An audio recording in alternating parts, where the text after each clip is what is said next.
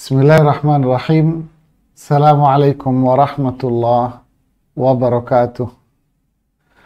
Alhamdulillah alladzi bi ni'matihi tatimmu shalihat. Nahmaduhu wa nasta'inuhu wa nastaghfiruh. Wassalatu wassalamu ala Rasulillah wa ala alihi wa sahbihi wa man ihtada bihadyihi wa mawala amma ba'd. Para ikhwah, akhwat, jamaah dan teman-teman sekalian, alhamdulillah kita melanjutkan kembali di kajian kita ini. Kita masih pada tema menggapai kemuliaan dengan ilmu bagian yang ke-11. Alhamdulillah ala ni'matil iman wal ilm syar'i. Alhamdulillah atas nikmat iman, nikmat kita berada di atas ilmu syar'i. Para jemaah sekalian, adakah seseorang yang berbuat sesuatu tapi tidak paham ilmunya? Tentu kalau dalam urusan duniawi kita menjawab sepertinya tidak ada. Seseorang ingin bekerja sebagai montir umpamanya. Nggak mungkin dia langsung terjun ke bengkel tanpa melewati masa pelatihan dan pendidikan. Nggak mungkin. Dia akan merusak mobil-mobil milik orang itu. Dia ingin bangun rumah, tapi dia nggak paham bagaimana caranya sipil itu. Dia ingin masak di dapur, tapi dia tak tahu bagaimana cara memasak. Sepertinya ini tidak ada dalam keseharian kita. Nggak ada orang kayak gini, nggak ada. Pasti dia akan mengatakan, ketika diminta, coba masakin dong ini. Kalau dia nggak ngerti, dia akan, maaf ya, saya nggak bisa. Bener saya nggak ngerti, saya nggak bercanda, saya nggak bisa. Dia akan ngaku dan mengatakan dengan jujur bahwa saya tidak mampu. Makanya dia tidak mau melakukannya. Ketika ingin belajar bikin kue, maka dia rela untuk kursus dan belajar 1 minggu, 2 minggu di workshop. Setelah itu baru dia berani membuat kue dan beli peralatan. Tapi ini berbeda para jemaah dan teman-teman sekalian ketika bicara masalah ad-din, tentang Islam, ibadah. Berapa banyak di tengah masyarakat kita ini pede tadi itu. Hanya bermodalkan PD, mereka melakukan ibadah tanpa ilmu. Dan lebih parah lagi, ini akhirnya menjadi mendarah daging. Bahkan dia melakukan itu bertahun-tahun dia beribadah tanpa ilmu ini. Bahkan turun-temurun melakukan ibadah tanpa ilmu ini. Subhanallah. Urusan dunia gak bakal dia melakukan. Tapi kalau urusan agama, ketaatan kepada Allah, dia sembarangan dan semaunya sendiri. Ya, sholat tanpa ilmu, zikir tanpa ilmu, melakukan ini tanpa ilmu, itu tanpa ilmu. Astaghfirullahaladzim. Ya, kenapa kalau urusan dunia kita perketat? Sedangkan urusan agama, orang cenderung semaunya, semau gue. Lalu kalau ditegur, maaf Bapak, ini tidak ada tuntunannya, nggak ada ilmunya dalam Islam. Aduh, marahnya luar biasa. Kita yang menasehatinya malah dituduh aneh-aneh. Sebuah keunikan, tapi itulah sebuah kenyataan. Wal'iyadhu billah. Jamaah sekalian, Imam Ibnu Qayyim mengatakan annal ilma imamul amal wa qaidun lahu. Ilmu itu imamnya perbuatan. Ilmu itu qaid, pemimpin dari perbuatan, pengemudi dari perbuatan. Wal amalu tabi' lahu wa mu'tam bihi. Sedangkan perbuatan itu ngikut pemimpinnya, ngikut imamnya. Ibarat sholat berjamaah, makmum itu amal itu. Imamnya adalah ilmu. Fakulu amalin la yakunu khalfal ilmi muqtadiyan bihi fahuwa ghairu nafi'in li sahibihi. Ya, setiap amalan yang tidak berada di belakang ilmu, setiap amalan yang tidak mengikuti pimpinannya, yaitu ilmu ini, maka amalan ini tidak akan bermanfaat bagi pelakunya itu sama sekali. Bal madarra alaih, bahkan akan mendatangkan keburukan bagi pelakunya. Bukan sekedar nggak manfaat, tapi akan mendatangkan keburukan buat si pelakunya. Sebagaimana sebagian para ulama salaf mengatakan, man abidallaha bi ghairi ilmin kana ma yufsid akthar mimma yuslih. Siapa yang beribadah kepada Allah tanpa ilmu, maka dia lebih banyak merusak daripada memperbaiki. Benar apa yang mereka ucapkan itu, jamaah. Montir, buka bengkel tapi nggak ngerti montir, nggak ngerti mesin, maka rusak semua itu mobil. Bukan diperbaiki. Ibarat orang terima bongkar, nggak terima pasang. Begitulah dalam beribadah. Ibadah nggak ada ilmu, maka rusaknya lebih banyak daripada baiknya. Baiknya ada sedikit, tapi yang rusak jauh lebih banyak. Wal a'mal innama tatafawatu fil qabul warrad bihasbi muwafaqatiha lil ilmi wa mukhalafatiha lah. Amalan itu bertingkat-tingkat, jamaah. Amalan itu bertingkat-tingkat, teman-teman sekalian. Nah, yang menentukan tingkatan perbuatan ini dibawa, ini kelas 3 dan seterusnya, dari mana? Dari ilmu yang dia pijak. Dari pimpinannya, imamnya ini, yaitu ilmunya.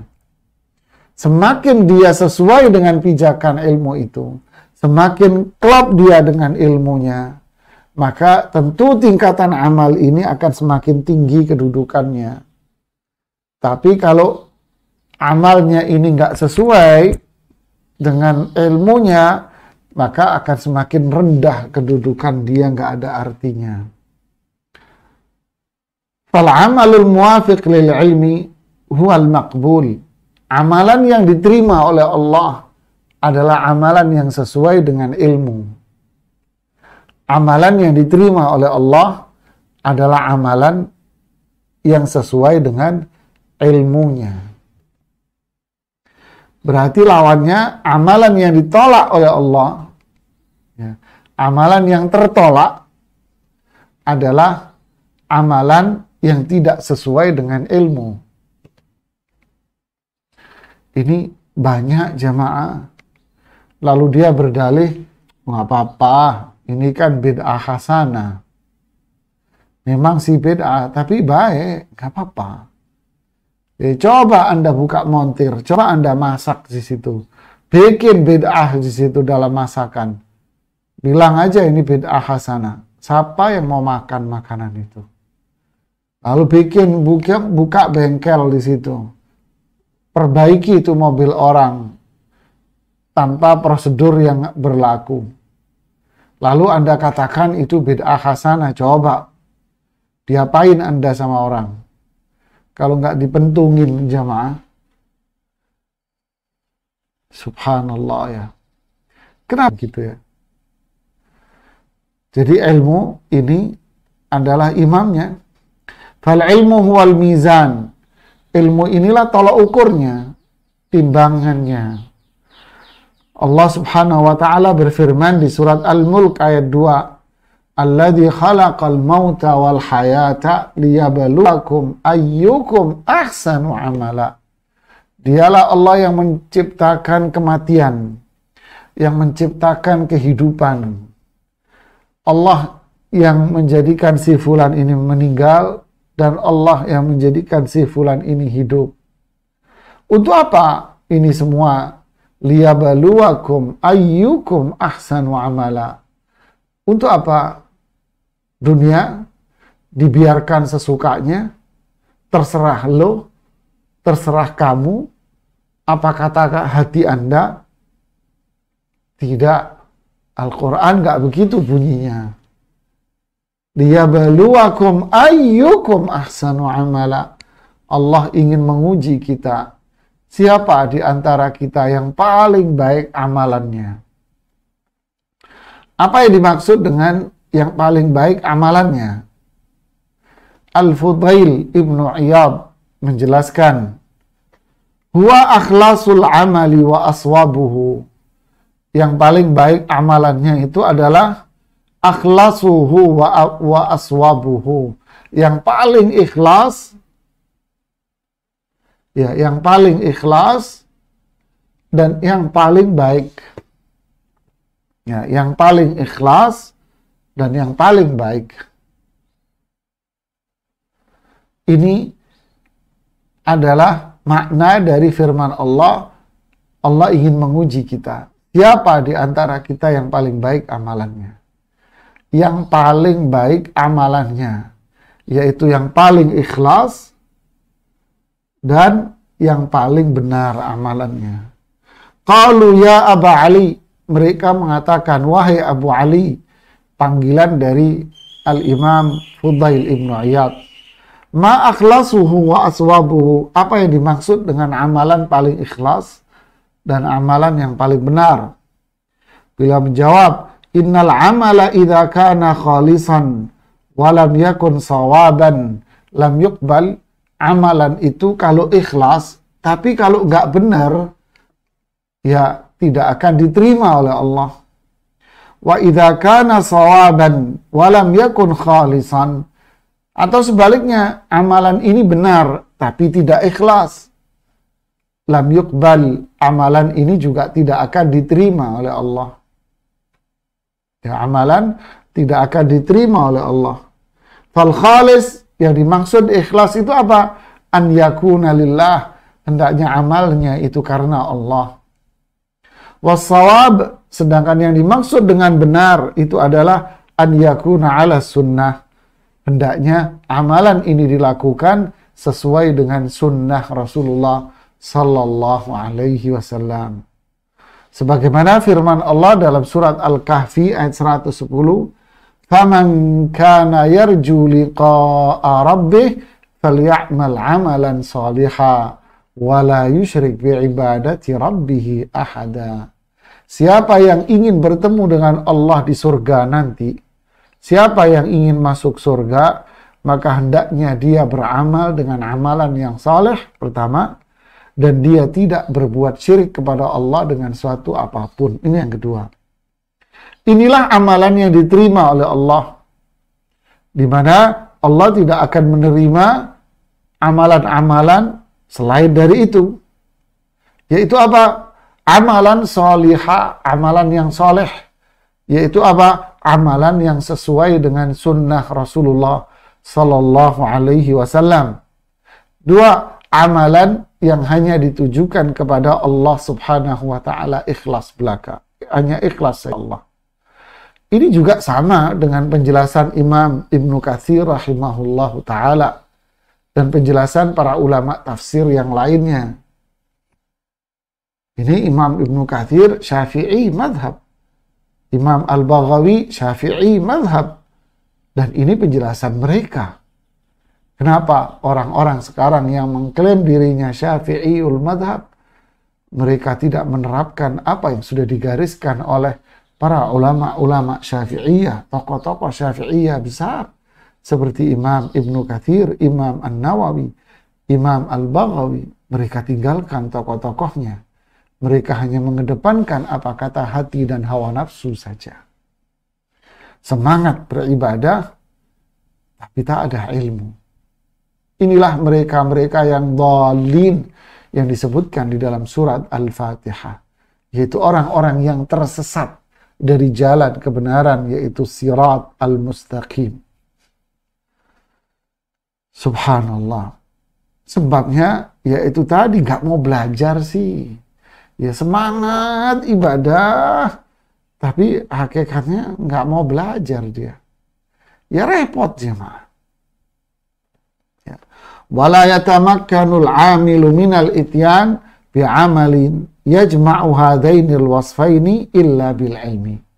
Tidak mungkin orang yang melakukan satu amalan bisa menggabungkan dua hal ini, dua syarat ini. Ikhlas karena Allah, sesuai dengan sunnah, tidak mungkin dia bisa melakukan itu kecuali dengan ilmu. Kalau nggak punya ilmu, ya nggak mungkin lah. Fa in lam ya'lam ma ja'a bihi rasulu lam yumkinhu qasduh. Kalau dia nggak faham apa yang dibawa dan diajarkan oleh Rasulullah SAW, ya dia tidak tahu apa yang harus dia tuju, apa yang harus dia perbuat. Wa in lam ya'rif ma'budahu lam yumkinhu iradatuhu wahda.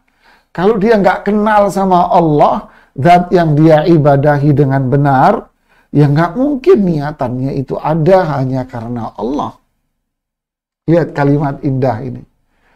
Kalau nggak tahu apa yang dibawa oleh Rasulullah SAW, ya nggak mungkin dia akan mengikuti petunjuknya. Kalau nggak kenal sama zat yang dia ibadahi dengan benar, ya nggak mungkin dia bisa ikhlas.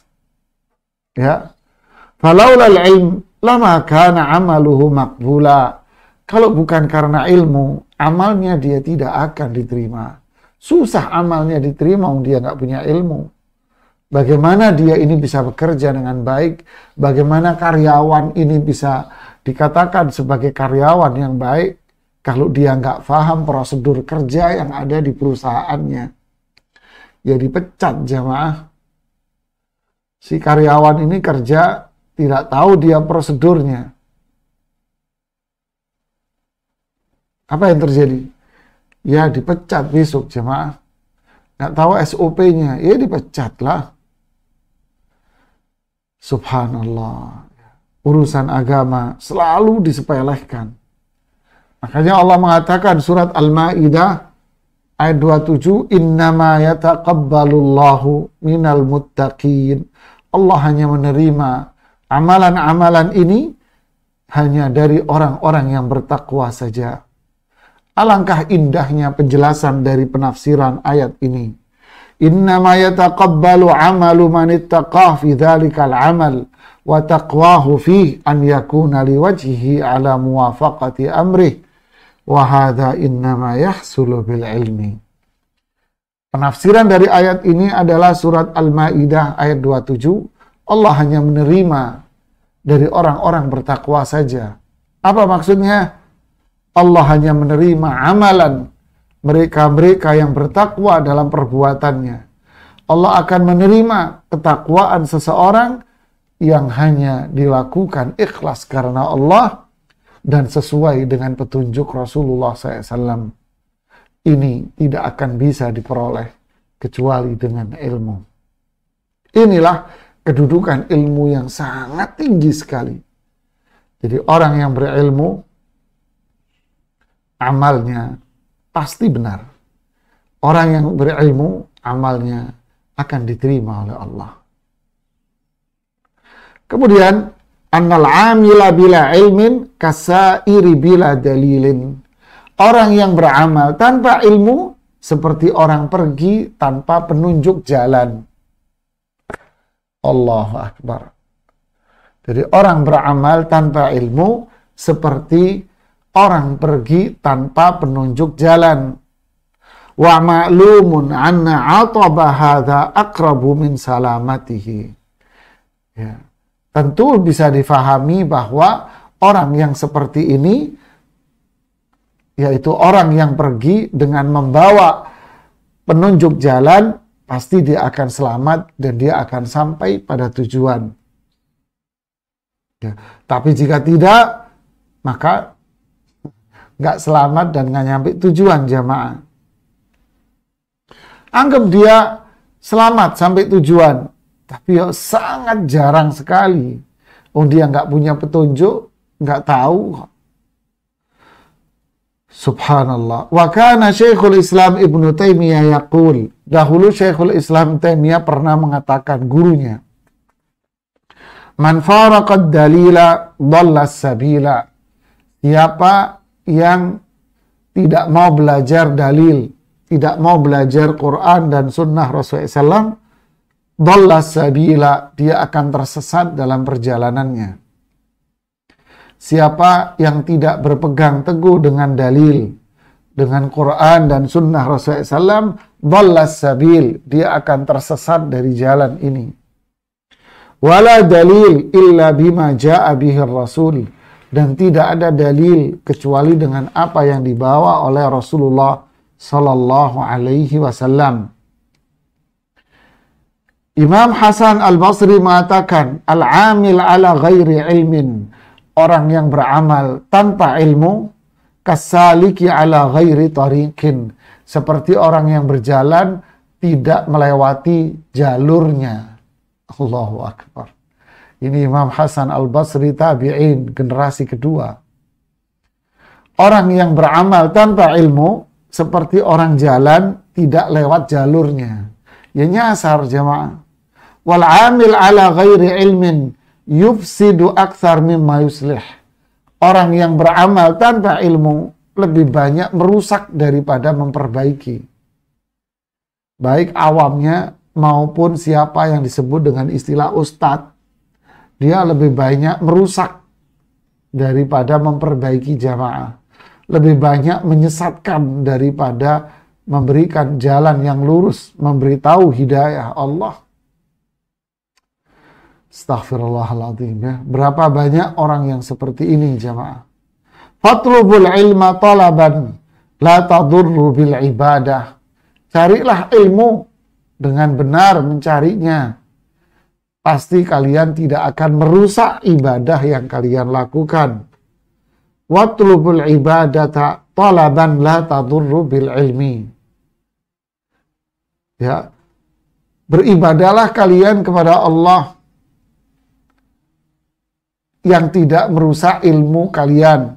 Artinya ibadah yang sesuai dengan ilmu itu. Fa inna qauman talabul ibadah wa tarakul ilma.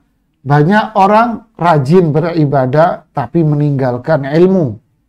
Hatta kharaju bi asyafihim ala ummati Muhammad SAW. Akhirnya mereka memberontak, memerangi umat Rasulullah SAW seperti Khawarij. Walau talabul ilma lam yadullahum ala ma fa'alu. Kalau mereka belajar ilmu, pasti tidak akan mengarah kepada apa yang mereka perbuat. Kaum Khawarij, yaitu kaum yang memberontak kepada para sahabat. Mereka memberontak.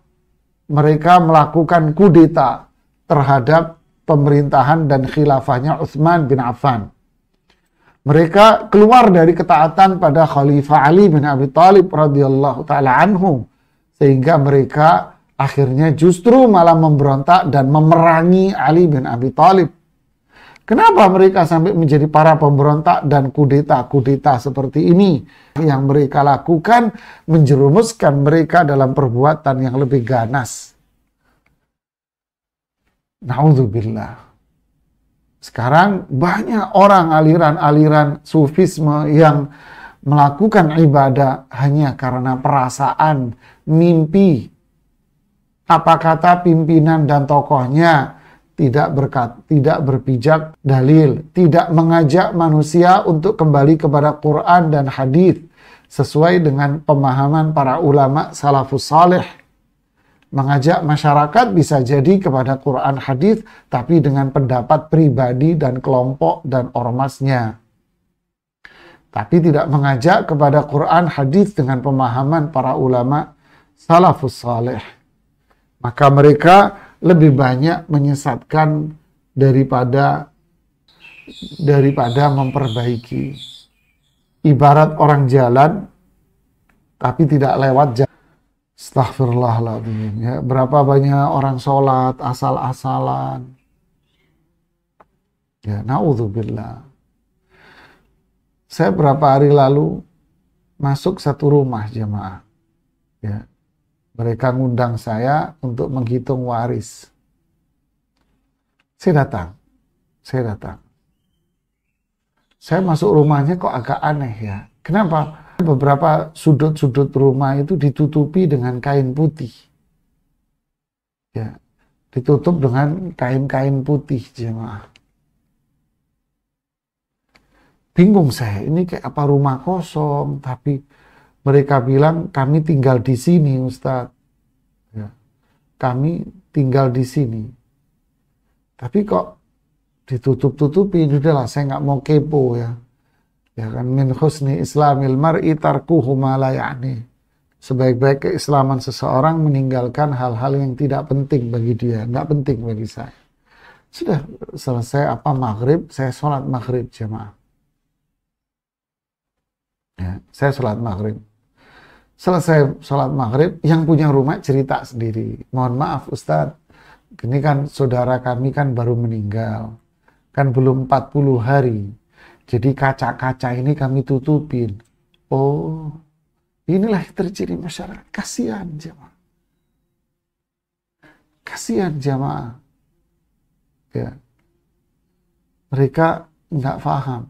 Anggapannya kalau orang baru meninggal itu rohnya masih muter-muter di rumahnya. Jadi makanya kaca-kacanya tutup biar nggak kelihatan. Nanti kalau dia lewat pas dia kelihatan dari kaca. Ya Allah, kayak film-film horor yang di televisi zaman dulu itu jamaah ya. Ya astaghfirullahaladzim. Astaghfirullahaladzim. Ini karena kejahilan masyarakat. Ya, habis wafat, setelah wafat bikin acara 3 hari, 7 hari, 40 hari, 100 hari, dari mana? Mereka berdalil, ini ada petunjuk dari Nabi. Ya, itu hanya umdua aja. Laukana khairan la sabaquna ilai. Kalau memang itu yang dia ucapkan benar, la sabaquna ilai. Pasti Rasulullah SAW akan melakukan ketika Khadijah wafat. Ketika putri-putri beliau wafat, beliau akan melakukan. Para sahabat yang wafat di zaman Rasulullah SAW itu banyak jamaah. Ya, banyak jamaah. Pasti mereka akan melakukannya. Tapi yang terjadi apa? Yang terjadi adalah mereka tidak melakukannya. Padahal ini menunjukkan bahwa apa yang mereka lakukan hanya karangan-karangan belaka. Subhanallah. Subhanallah. Ini menunjukkan akhirnya banyak dari amalan yang mereka lakukan bertahun-tahun, ibadah, coba lakukan hal. Ini menunjukkan akhirnya banyak dari amalan yang mereka lakukan bertahun-tahun, ibadah, coba lakukan haji. Lihat semangat haji, nabung bertahun-tahun mereka ingin naik haji. Tapi ketika Allah sudah memberikan kesempatan bagi mereka untuk berangkat haji, nggak mau belajar tata cara haji yang benar. Akhirnya udah itu haji sekali, belum tentu ada kesempatan lagi, hajinya asal-asalan. Ya Allah, sayang sekali jemaah ya. Sangat disayangkan dan sangat disayangkan. Ya, sangat dan sangat disayangkan jemaah. Allahu Akbar. Inilah faedah dari ilmu yang kita pelajari hari ini. Apa itu? Bahwa ilmu ini adalah imam. Kemudinya, ilmu ini yang menentukan amalan kita diterima atau tidak. Ya. Orang yang tak berilmu seperti orang yang jalan tidak lewat jalurnya. Seperti orang yang jalan, ya mau kemana, harusnya ke timur, tapi dia malah lewat ngambil jalur yang ke barat. Ya nggak nyampe jemaah. Makanya kesesatan lebih dominan pada diri mereka daripada berada di atas jalan yang lurus. Innama yataqabbalullahu minal muttaqin. Hafalkan ayat ini, surat Al-Maidah ayat 27. Allah hanya menerima dari orang-orang yang bertakwa. Siapa orang yang bertakwa? Talq ibnu Hubaib, seorang tabi'in, mengatakan, orang yang bertakwa adalah orang yang mengerjakan perintah Allah dan Rasul-Nya sesuai dengan apa yang Allah perintahkan kepada dia. Meninggalkan apa yang dilarang dalam syariat Islam sesuai dengan petunjuk Al-Quran dan Sunnah Rasulullah SAW. Melakukan ibadah sesuai dengan petunjuk Sunnah Rasulullah SAW dan melakukannya ikhlas karena Allah Subhanahu wa Ta'ala. Inilah orang-orang yang bertakwa, dan tidak mungkin dia sampai pada tingkatan ini kalau dia tidak memiliki ilmu, jemaah. Fahadha yadul ala fadlil ilm wa syarafihi wa annahu ashraful ma'lum wa ajallul ma'lum. Ini menunjukkan bahwa ilmu itu satu yang paling mulia. Paling mulia dari semua ilmu-ilmu yang lain. Paling tinggi kedudukannya. Karena dialah yang menentukan dan jadi tolak ukur utama. Amalan kita diterima oleh Allah atau tidak. Kalau amalan diterima, berarti itu adalah jalan yang lurus menuju surga. Fasadaqa Rasulullah SAW. Benar apa yang disabdakan oleh Rasulullah SAW. Man salaka tariqan yaltamisu fihi ilman sahalallahu lahu bihim ilal jannah. Siapa yang meniti jalan lalu dia mencari ilmu syar'i ini, maka Allah akan mudahkan baginya karena ilmu itu jalan menuju surga. Ya, inilah jalan menuju surga. Amalnya dia akan sesuai dengan apa yang diinginkan oleh Allah, yaitu amalan yang bisa menghantarkan pelakunya menuju surga. Fal bid'ah, adapun bid'ah adalah keluar dari sirat mustaqim. Terserahlah Anda mengatakan ini bid'ah, jelas itu bukan tuntunan Rasulullah SAW. Kalau bukan tuntunan Rasulullah, ya tidak akan sampai kepada beliau dan tidak akan sampai ke surga Allah. Karena surga itu bukan milik Anda, surga milik Allah. Surga itu diajarkan oleh Rasulullah Sallallahu Alaihi Wasallam. Ya, barakallahu fikum. Mungkin ini yang bisa saya sampaikan, tapi sepertinya ini para jamaah jaringannya kurang baik ya. Wallahu a'lam bishawab. Ya, kenapa ini jaringannya kurang baik? Ya, jaringannya kurang baik. Jadi untuk nggak tahu ini untuk pertanyaannya kitaan atau bagaimana. Ya, ini jaringan kurang baik. Jadi lebih baik pertanyaannya jamaah ini, teman-teman ini disimpan untuk besok aja ya teman-teman ya. Daripada nanti keputus-keputus, lebih baik nanti kita lanjutkan di esok hari dengan pertanyaan-pertanyaan yang sama disampaikan kembali. Semoga besok jaringannya lebih baik lagi. Ya, mohon maaf atas kekurangan yang ada pada diri kita semuanya. Mohon maaf atas kekurangan-kekurangan kita. Kita tutup. Subhanakallah wa bihamdik. Asyhadu an la ilaha illa anta. Astaghfiruka atubu ilaik. Assalamualaikum warahmatullahi wabarakatuh.